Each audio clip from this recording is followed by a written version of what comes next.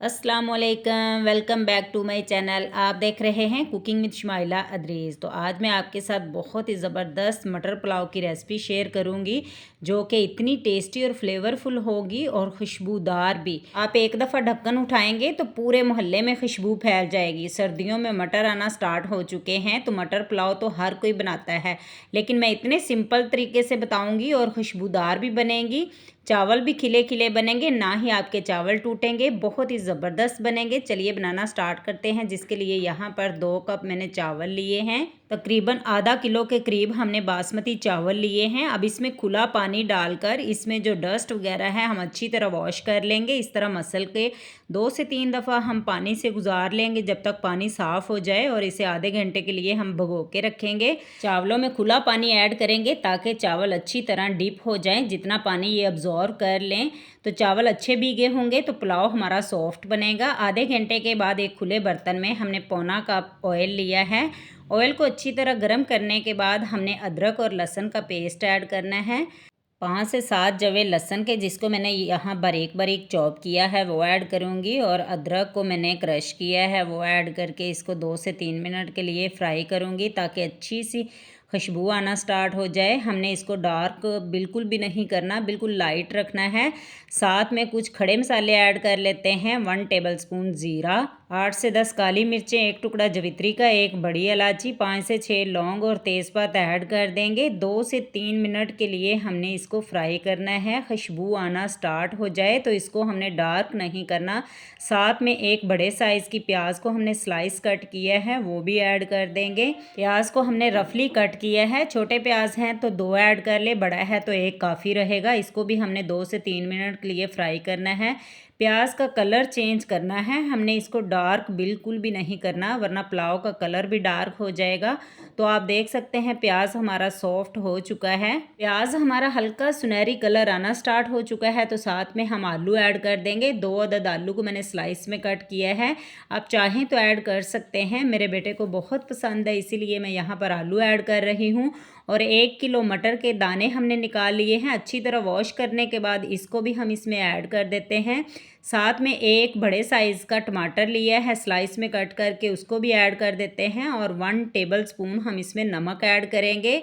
इन सारी चीज़ों को अच्छे से मिक्स कर लेते हैं और अच्छी तरह इसको फ्राई करेंगे 4 से 5 मिनट के लिए। आलू और मटर को इस तरह जब तल लेंगे तो बहुत ज़बरदस्त फ्लेवर आएगा। साथ में हम कुछ स्पाइसेस ऐड करेंगे। सुरख मिर्च हमने इसमें बिल्कुल भी ऐड नहीं करनी। 3 से 4 सब्ज़ मिर्चें ली हैं, इस तरह हमने दरमियान से कट की हैं, वो ऐड कर देंगे।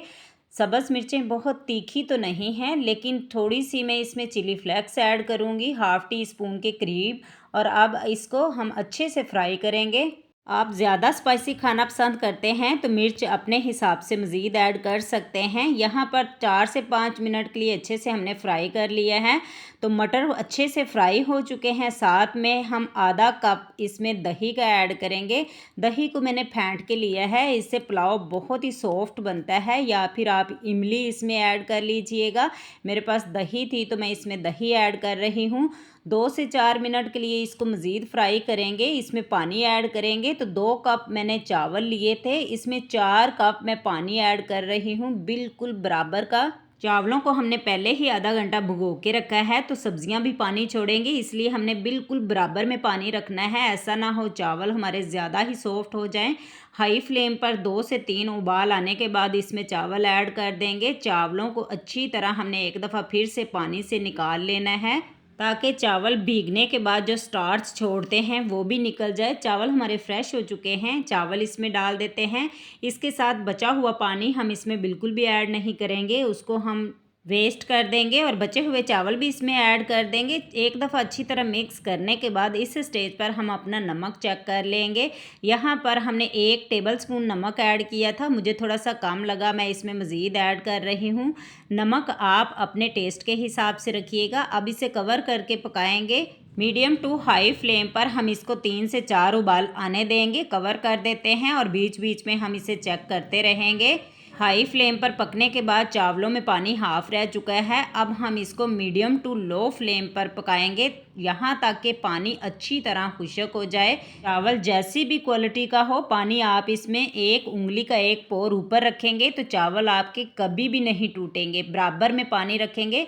चावल हम चेक कर लेते हैं। यहाँ पर 1 कनी अभी बाकी है तो इसे लिड लगा के हम दम की फ्लेम पर रखेंगे और चूल्हे की फ्लेम को बिल्कुल 0 पे रखेंगे ताकि हमारा चावल जो है वो खिला खिला बने। दम लगाते वक्त आपने पानी को बिल्कुल खुश्क करना है और चावल अपने ही पानी में पकेगा तो चावल का एक एक दाना अलग अलग बनेगा। आप चेक कर सकते हैं चावल हमारे खिले खिले और खुशबूदार बने हैं। तो जी फ्रेंड्स, इतनी सिंपल रेसिपी है, आप ज़रूर इसे ट्राई कीजिएगा। आई होप कि आपको रेसिपी पसंद आई होगी। वीडियो ज़रा सी अच्छी लगे लाइक भी करें, दोस्तों में शेयर भी करें।